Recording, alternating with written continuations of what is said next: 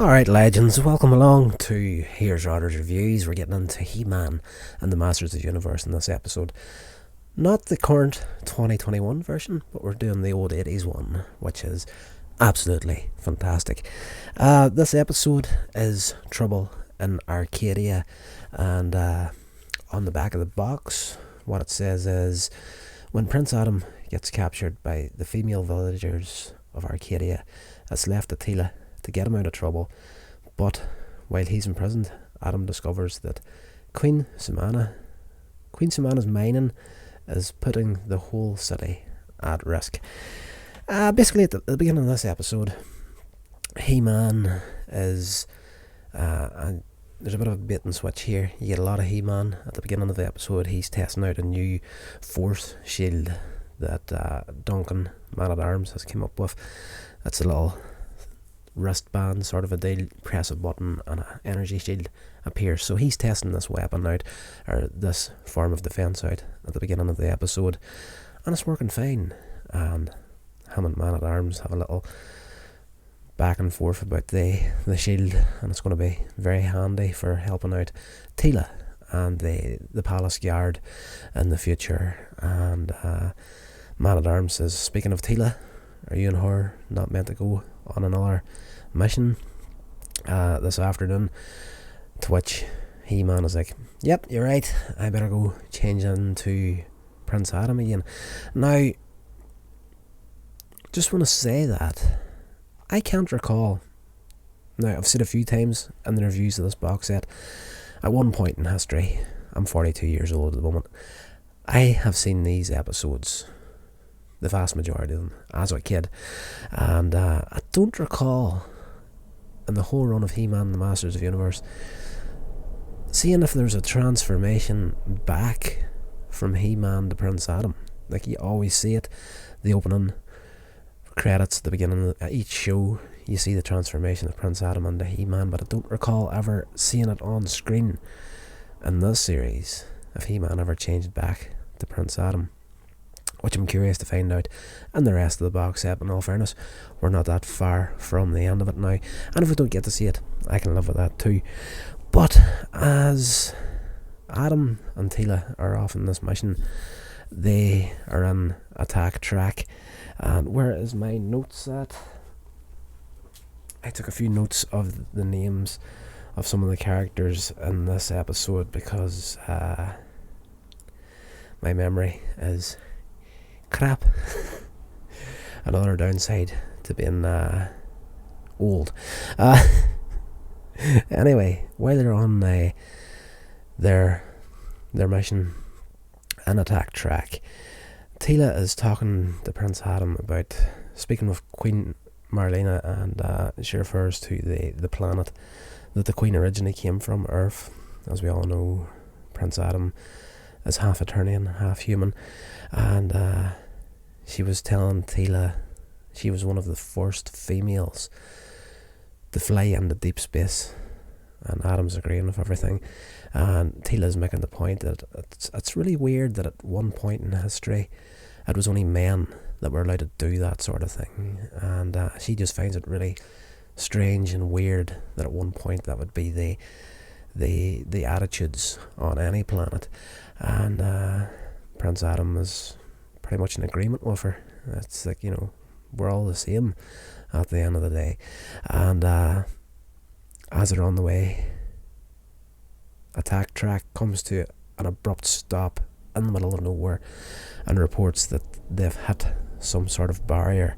So Prince Adam and Teela go out to check. There is indeed a barrier there, completely invisible, and they don't know how far this thing is going to extend around, so they break up, go to the left and the right to see how far this barrier actually extends. And in doing so, Prince Adam is attacked by a couple of women guards and captured, and then another couple of women guards come after Teela, try to capture her, but her skills are just that good, they've got no hope of catching her, and they actually invite her to come meet the Queen of Arcadia, and she does so. She goes into this place, Arcadia, which turns out to be completely encased in this huge barrier that renders everything completely invisible. Think of Wakanda and the Marvel Cinematic Universe. Like it's invisible unless you know where it's at.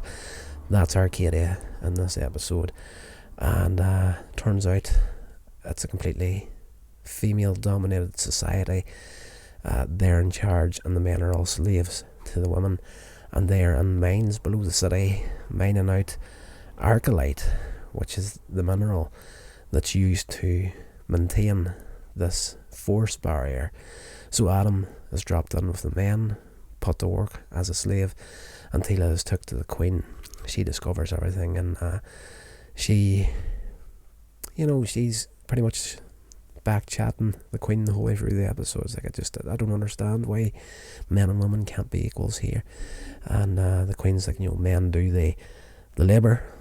They're better at it. They're more equipped for the hands-on labour, and we're more in, we're built to rule, sort of a deal. So as we progress through the episode and the capture of Adam, he loses the sword of power. So I think we're not going to get any sign of He-Man throughout the episode, and we don't for the better part of it. And he eventually gets this guy called Ananda, a man that is in charge of the slaves, who is pretty much the only one that's allowed into the city. And he does comment that he thinks that the Queen likes him, but he reports back to her that there's a lot of complaints from the men about safety issues in the mines, especially Prince Adam. And at the beginning, Ananda is pretty much in the mindset that Adam is just a troublemaker, backed up with the Queen as well. This just sounds like a guy that doesn't want to work. Coming from Northern Ireland, there's quite a few of them. But anyway, as we progress through the episode, Prince Adam gets Ananda on side. Like, at this point, there's no getting around the fact that the mine is completely unsafe. It's going to cave in at any moment. And he gets Ananda on side, and he's like, what is above the mine here? And Ananda tells him that it's actually the city of Arcadia is right on top of the mine. And it's at the stage now where they've mined out so much that they can't keep mining without destroying the city. And even if they could keep mining, they've pretty much exhausted their supply of Arcalite, which means they can't power the barrier. This is what the Queen is worrying about. This is their only line of defence against the outside world, up until the point of Adam and Tila bumping into the shield. They didn't even know Arcadia existed. And we eventually get to the agreement that the men and women of the city are going to have to work together in the mines to try and stop a cave-in from happening. And they do so, and they're up against it, and it comes down to the final moments of the episode, as whenever it becomes apparent that something drastic has to happen here, or they're going to lose the city. And Prince Adam manages to retrieve the sword of power. It's just on the verge of getting melted down. Chances of that happening, in all fairness, are highly unlikely, but it is what it is. The cartoon, the script said the sword was going to be melted down by the woman in Arcadia, and its metal used for other purposes. So he manages to retrieve the sword, transforms into He-Man, turns up in the mine, and tells everybody, okay, get out of here. I might be able to save this. So Tila evacuates the mine, and He-Man goes down and puts the ear to the floor, and he can hear a underground lava flow. So he's like, if I can break through to this and get the lava into the mines here, fill them up, should save the city. The roof's just about to collapse.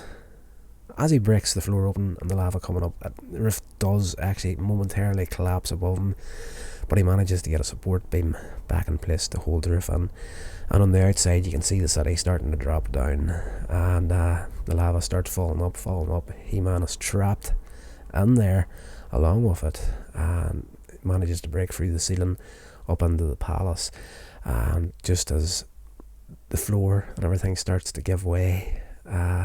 Everything just comes together, the lava and the collapsing floors, as soon as they connected, became a solid mass to support the city. And at the end, the Queen changes her ways, and what is the Queen's Queen Sumana? Queen Sumana, up to this point, very much in the mindset, this is a female-based environment. The men are slaves, but having worked together with the men to save the city, realises that the only way forward now is for the men and the women to live together in harmony, the way that it should be, according to Tila. And at the end, she actually offers Ananda the role of leading by her side as the king. So they do match up at the end of the episode, and everybody lives happily ever after.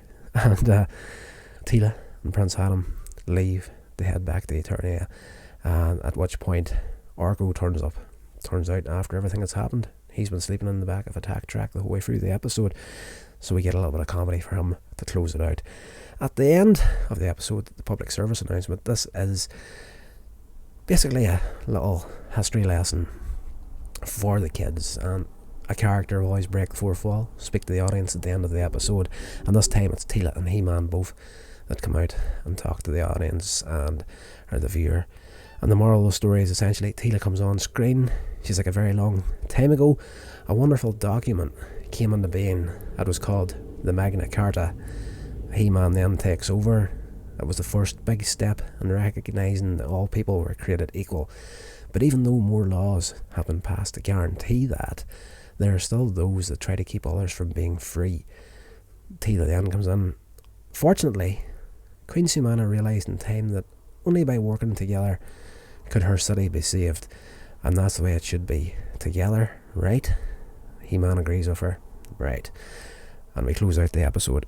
I absolutely adore He-Man, the Masters of the Universe, this old 80s version that just, there's so many, I don't know, it's just, for me, I always, and you just know it listening to me sometimes, my English skills aren't great. I could speak a lot better than I do, in all fairness. I'm not going to deny that. I am what I am, warts and all. I don't care. But I always found learning, especially after, pre-high school, I kind of, I don't want to say clocked out of education, but whenever I got to the high school stage, I was a fairly good student in primary school, but whenever I got to high school, I don't know, I just needed a little bit of entertainment mixed with education. And I don't know if that was growing up in the 80s with shows, I guess, here that just blended those two things together, entertainment and education. He-Man, the Masters of the Universe is absolutely fantastic at doing that. Part of me feels that if the actual real educational system that we all grew up in, if we had something along the lines of the education but mixed in with some sort of entertainment, we all would have done a lot better in school. I know I probably would have done, but yes, that's great. This episode was all about equality between men and women, which is a subject that has, and I don't want to get into it in this episode, but the male-female equality thing has now extended into something a lot bigger than just those two. So it's not something that I personally want to get into on this channel or any other, but the equality subject is still an ongoing thing, and in all fairness, we're all very, very far away from equality in any sector of life, but we're not as bad as we used to be. And good little educational episode for the kids. Guys, hope you enjoyed it. Do all that good social media stuff for me, share this crap along, and I will talk to you in the next one.